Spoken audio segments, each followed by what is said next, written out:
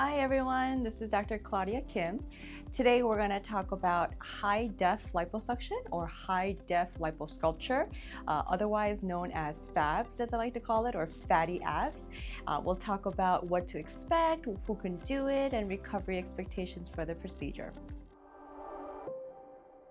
Okay, so what is regular liposuction compared to high def liposuction? So regular liposuction is just sucking out the fat in a generalized fashion, right? So if you have a fatty area, we reduce the bulk and then make it much smaller. And again, this is for subcutaneous fat, the fat that's sitting on top of the muscle. High def liposuction or high def liposculpture is actually accentuating the body's natural muscular lines, right? And most commonly, people like to kind of see the ab lines or the six-pack abs as everyone desires, and you're usually using liposuction to curve out those lines to make it look more lean and muscular. So I'll talk about in a normal situation where you're trying to achieve abs with regular diet and exercise. The abs are a set of muscles, and for abs to really show, it's a combination of making the muscle grow, your ab muscles, actually making them bigger. But that's not just that, okay? It doesn't stop there. You actually have to reduce the subcutaneous fat or the fluff that's sitting on top of the muscle to make the abs show. So there is a little bit of truth to the saying that abs are made in the kitchen. Well, the muscle is grown in the gym, and the kitchen aspect is that you're losing your body fat percentage to actually show the ab definition. So for a regular, male individual, you need to get to about, 10 to 15% body fat percentage to really have visibility of the abs. Now for the women, anywhere from like 14 to 20% of body fat percentage for the abs to show. Now, what you are doing in high def liposculpture is you are creating the illusion of these shadows, right? And so you're using a combination of laser liposuction, which is another device that uses ultrasound energy to actually suck out the fat much more superficial than traditional liposuction would. And sometimes we do combine it with a third modality called with Renuvion J plasma to help the skin tighten or contract around the newly sculpted areas.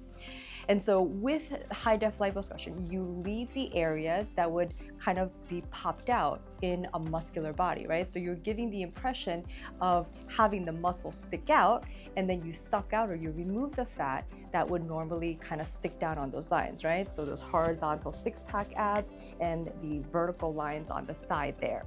Now, this is a question that actually a lot of people end up curious about, is if men and women can do high def liposculpture. Absolutely.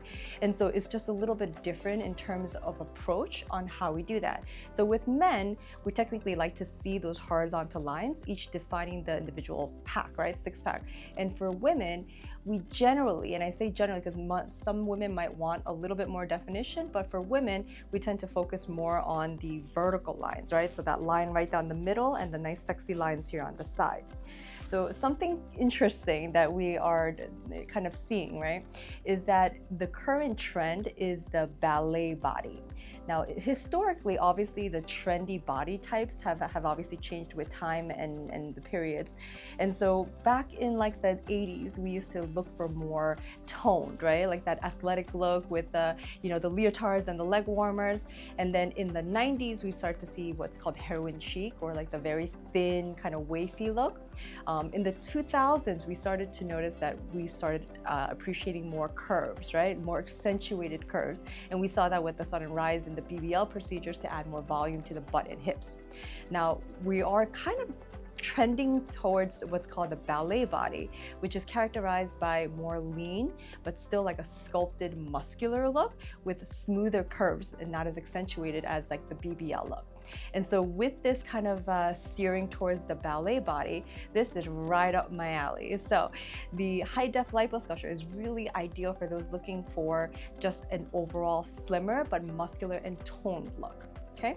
Now, obviously, if you do want to utilize that fat and do a little bit of grafting into, let's say, deficits in the hip area, or what we call hip dips, or if you want a little more volume to the projection of the butt, you can actually take the fat and do grafting in those areas as well.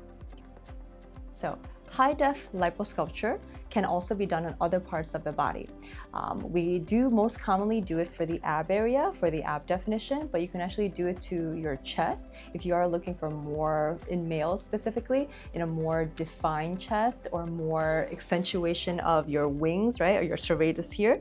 And you can even do it for your back to kind of give you that the latissimus dorsi definition, or the lats. Ideally, you can use liposculpture for all different parts of the body that you want a more toned and defined look. And even the arms, we can do that. So you can actually give yourself a little bit more definition of the delts. And sometimes in people who don't have the existing fat, we can take fat from other areas and graft it into the areas that need more pronunciation or more prominence. So let's say you just don't have that much fat in the belly area. We can take fat from somewhere else and individually graft them into the blocks to make them more pronounced. Right? Or if you have, let's say, not that much definition in the deltoids here, you can actually graft the fat into the shoulders to make them look more bulky. So who is the ideal candidate, right? So it is ideal that you do have a little bit of fat, because we need to keep some fat there to be able to create that sculpted look. So ideally, you want someone who does have a little bit of fat, and also someone who does have a little bit of musculature or some kind of tone situation going on, so I can really accentuate that. If not, that's okay, we can create that, but it is ideal just to kind of have some form of fitness or some kind of active level so that we can actually maintain that after the surgery itself. Now, people who are not ideal candidates would be individuals who have a lot of skin laxity or skin looseness. The amount of fat that we suck out is not going to really change the quality of the skin. And if you already have some skin looseness, as we see in, like, let's say, in people who've lost a significant amount of weight and they have that skin fold or apron in the lower abdomen area, those individuals would be better served with doing a tummy tuck instead to remove the skin. Because again, liposuction with Vaser and with the Renew Beyond J Plasma, there's a limit to how much skin it can contract. If you have a little bit of skin looseness, that's fine. J Plasma will help with the skin laxity. But if you have a significant amount of looseness, you're going to need something a little bit more invasive as a skin excision or a tummy tuck. Going back to how do you prepare for high def liposuction or high def liposculpture is, yes, go to the gym, because if you can actually make those muscles stronger and bigger underneath, it does make the appearance of the lines, much more visible and more prominent, and you'll also kind of initiate your journey to maintain this after surgery. So now going fast forwarding to what to do after surgery. So immediately after surgery, you're gonna rest, right? Because you're gonna have swelling, you're gonna have bruising. Bruising can be prominent for 2 to 3 weeks in some individuals, but the bruising will resolve. And during that time, you do have to wear a compression garment. So I do recommend my patients to wear a compression garment or some type of compression garment for 4 weeks, and to do lymphatic massage treatments. So lymphatic massage treatments really do help with the swelling that we see after surgery, and to help mobilize some fluid, and to really just break up any scar tissue that likes to form up after the surgery itself. So again, recovery in terms of the compression garment for 4 weeks, and lymphatic massage treatments. Depending on how much lipo we do, you're going to need at least 6 to 8 lymphatic massage treatments after surgery. Now, in regards to how much time you need to take off, so obviously the bigger area that we work on, the longer recovery time will be. So depending on the person, if we're just doing the front abs here, usually the upper and lower abdomen, you can go back to work in about 2 days. It really feels like an intense soreness. So I always like to kind of give the example, you haven't been to the gym in a year and you decided to do like a hardcore 2-hour routine on just your quads. You know how you feel like crap the next day? That's how you're gonna feel after liposuction. Now, obviously, if you're doing multiple areas, such as like the love handles, the back, you're working with a larger surface area, so your recovery time is going to be a little bit longer.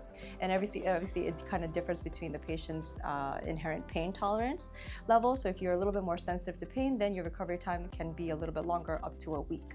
Okay. Now, in terms of when you can get back into the gym and back to working out, so usually after about a week, you can walk as much as you like. After about 3 weeks is when you can start hitting the gym again. And then obviously you're still going to be kind of sore because you're going to be engaging your muscles. And so in the beginning, it might be a little bit uncomfortable, but you start off gradually and to eventually get to the point where you're comfortable and you'll be able to do your full normal routine. What are the potential complications of surgery? So obviously you do have the regular complications that can happen with liposuction alone, which is poor healing of the scars, skin laxity, formation of scar tissue causing irregularities or bumps in the skin. And with High Def Liposculpture, you are utilizing what's called Vaser, and Vaser is using the ultrasound energy to really be able to suck out the fat from a superficial layer.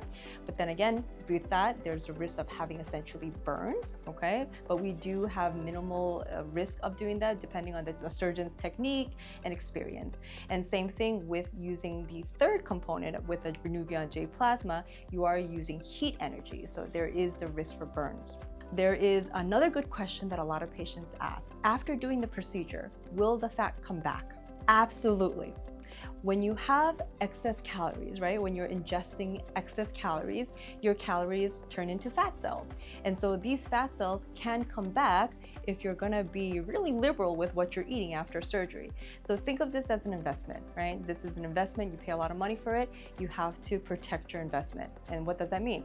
You do have to continue leading a healthy lifestyle with diet and exercise to maintain results. Because if you feel like, oh, now my abs look great, I'm gonna eat whatever I want, I'm gonna go, eat burgers and fries every single meal, trust me, the fat will come back, and then that's going to derail your results. So for really ideal results, you want to hit that gym before, and then when you are cleared by your surgeon to go right back to the gym, start exercising, maintain your physique, right? Make sure that you're eating healthy and just really overall taking care of your body.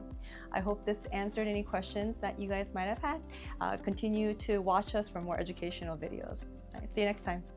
Bye.